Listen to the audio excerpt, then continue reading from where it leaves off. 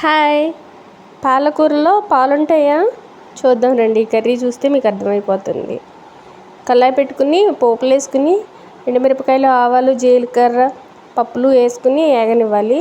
వెల్లుల్లిపాయని చిన్న చిన్న ముక్కలు కట్ చేసుకుని కొంచెం అంటే ఒక పాయ అనమాట 7-8 రెబ్బలేసి వేగనివ్వాలి. వేగిన తర్వాత ఒక 2 ఆనియన్స్, పెద్ద ఆనియన్స్ అనమాట, 2 ఆనియన్స్ వేసి దాంట్లో సాల్ట్ వేసుకోవాలి సరిపోయినంత, మీ టేస్ట్కి సరిపోయినంత, అంటే క్వాంటిటీకి సరిపోయినంత.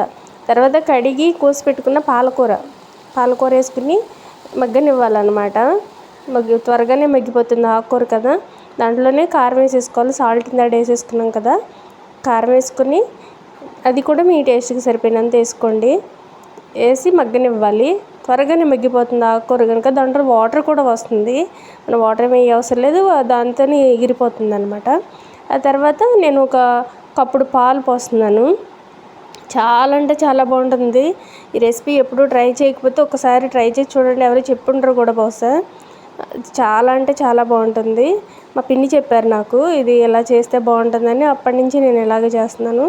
అసలు టేస్ట్ అంటే చాలా ఆసమ్ అనమాట. ఒకసారి ట్రై చేయండి. మగ్గిన తర్వాత కొత్తిమీర వేసుకుని దింపేసుకోవడమే.